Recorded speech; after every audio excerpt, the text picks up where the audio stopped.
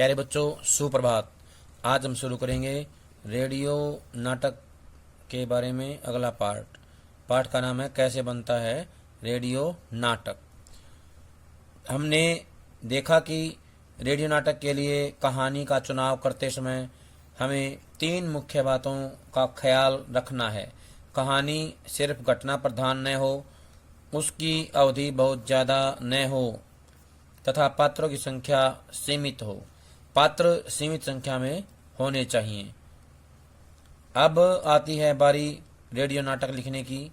जैसा कि पहले भी जिक्र हुआ था, मंच का नाट्य लेख, फिल्म की पटकथा और रेडियो नाट्य लेखन में काफ़ी समानता है। सबसे बड़ा फर्क यही है कि इसमें दृश्य गायब हैं। इसका निर्माण भी ध्वनि प्रभावों और संवादों के जरिए करना होगा। यहाँ एक बात और समझ लीजिए, ध्वनि प्रभाव में संगीत भी शामिल है। अपनी बात को और बेहतर ढंग से समझने के लिए एक उदाहरण की मदद लेते हैं। मान लीजिए दृश्य कुछ इस प्रकार का है। रात का समय है और जंगल में 3 बच्चे राम, श्याम और मोहन रास्ता भटक गए हैं। फिल्म या मंच पर इसे प्रकाश, लोकेशन या मंच सज्जा, ध्वनि प्रभाव और अभिनेताओं की भाव भंगिमाओं से दिखाया जा सकता था। रेडियो के लिए इसका लेखन कुछ इस प्रकार होगा। कट 1 यानी कि पहला हिस्सा, जंगली जानवरों की आवाज़ें, डरावना संगीत। पदचाप होता है पैरों की आवाज़। पदचाप का स्वर।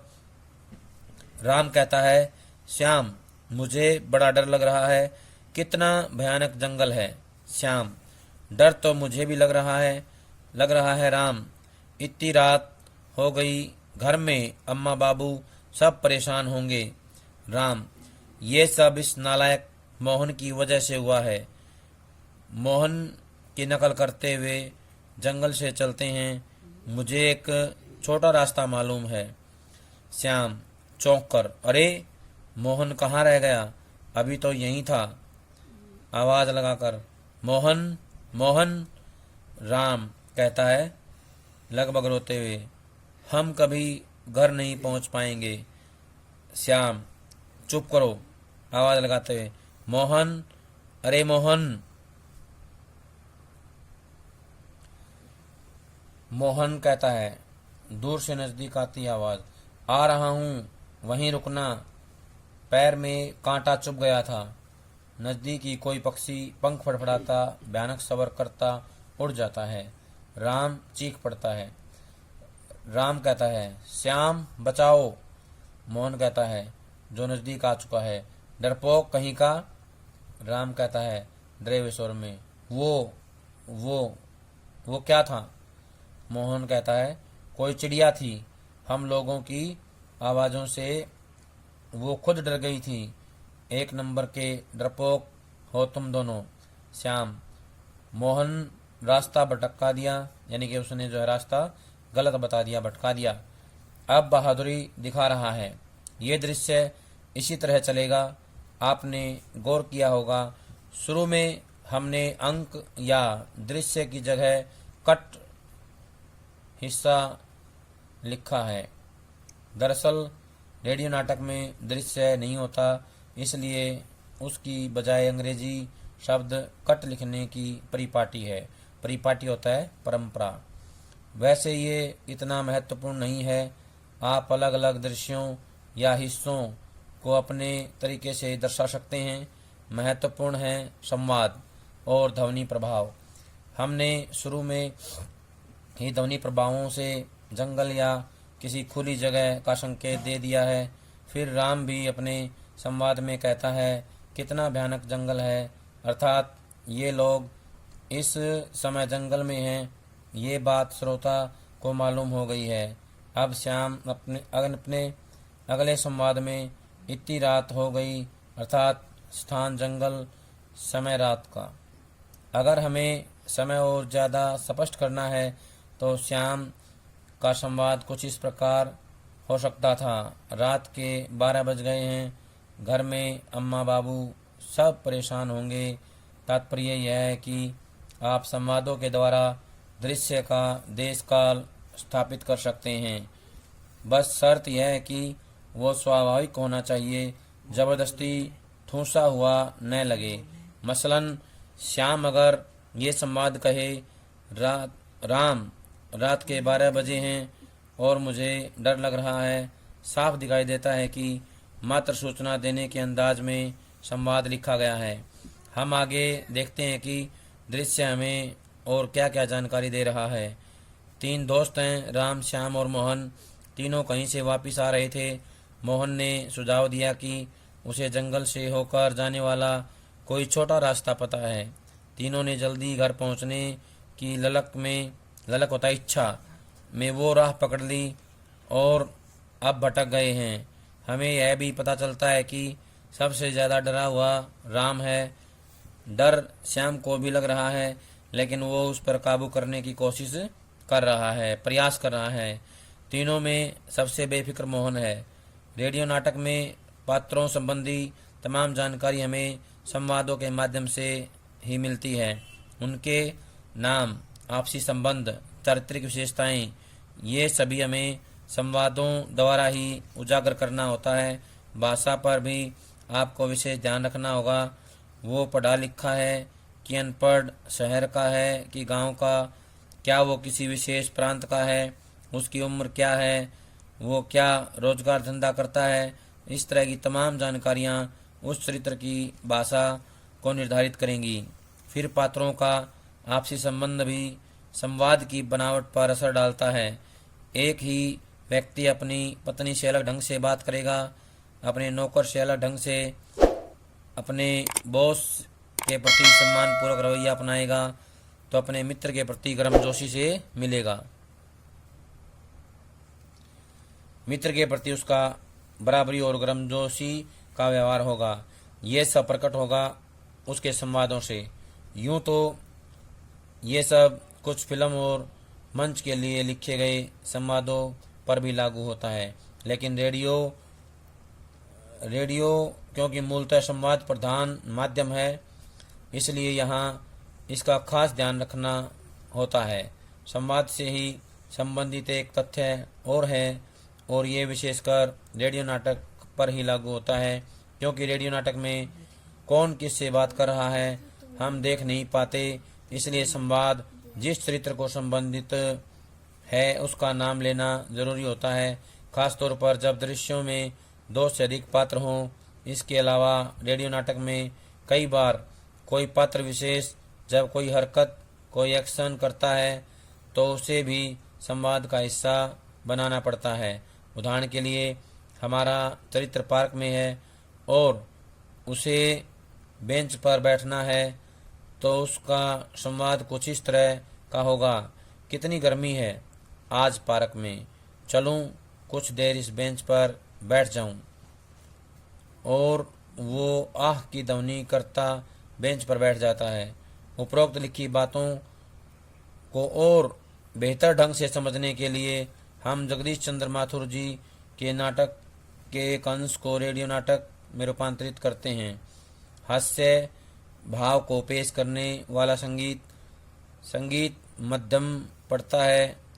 अधेड़ उम्र के बाबू राम स्वरूप का स्वर उभरता है। बाबू कहते हैं, अबे धीरे धीरे चल। लकड़ी के तख्त की दीवार से टकराने की आवाज़। बाबू, अरे अरे, एक तख्त बिछाने में ड्राइंग रूम की सारी दीवारें तोड़ेगा क्या? अब तख्त को उधर मोड़ दे। अरे उधर, बस बस। नौकर, बिछा दूं साहब? बाबू तेज स्वर में, और क्या करेगा? परमात्मा के यहाँ अक्कल बट रही थी तो तू देर से पहुंचा था क्या? नकल करते हुए, बिछा दूं साहब? और ये पसीना किस लिए बहाया है? तख्त को जमीन पर रखने का ध्वनि प्रभाव, साथ ही नौकर की हंसी का स्वर। नौकर कहता है, ही ही ही ही ही ही। बाबू कहते हैं, हंसता क्यों है? अबे तुमने भी जवानी में कसरतें की हैं, कलशों से नहाया था लोटों की तरह। ये तख्त क्या चीज़ है? अच्छा सुन रतन, भीतर जा और बहूजी से दरी मांगला इसके ऊपर बिछाने के लिए। रतन, जी साहब। बाबू कहते हैं थोड़ा स्वर बढ़ाकर, मानो पीछे से आवाज़ दे रहे हों।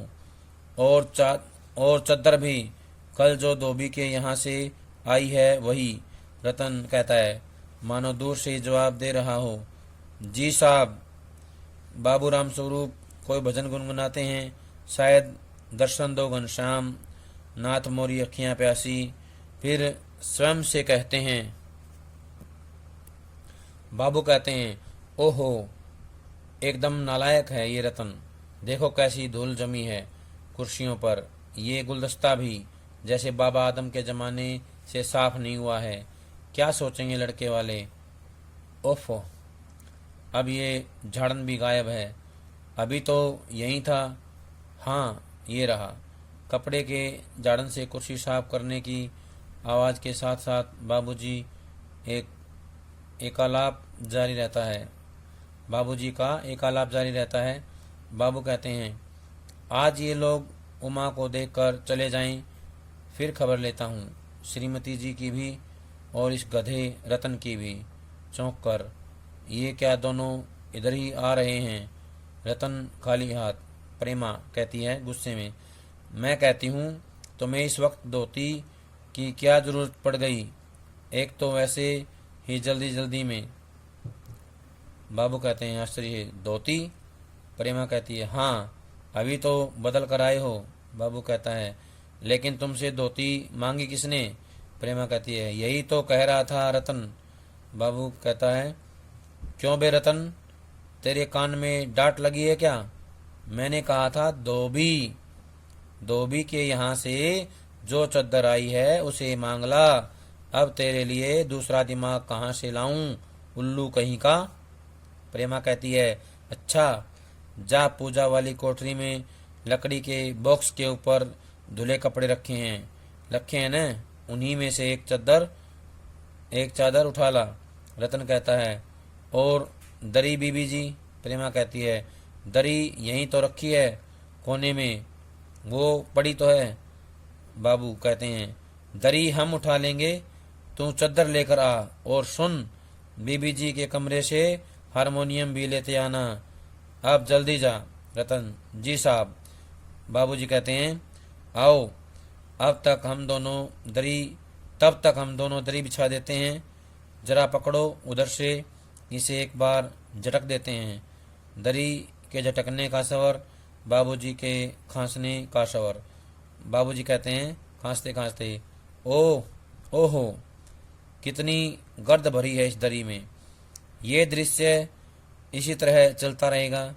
अब देखा जाए तो नाटक के आलेख और रेडियो के आलेख में कोई खास फर्क नज़र नहीं आएगा, लेकिन कुछ छोटे छोटे अंतर हैं और यही अंतर रेडियो नाटक के लिए काफ़ी महत्वपूर्ण बन जाते हैं। हम बताएं, इससे बेहतर होगा आप स्वयं ही दोनों दृश्यों की तुलना कीजिए और दोनों आलेखों में क्या क्या अंतर हैं उन्हें खोजिए। ये भी समझने की कोशिश कीजिए कि ये अंतर क्यों हैं। प्यारे बच्चों, ये था हमारा पाठ कैसे बनता है रेडियो नाटक। सभी इसको अच्छे से समझेंगे, पढ़ेंगे और इसके अभ्यास वाले प्रश्न लिख करके उनको याद कर लेंगे। जब तक अगली वीडियो ना आए तब तक ये सभी काम पूरा कर लें। सभी का बहुत बहुत धन्यवाद।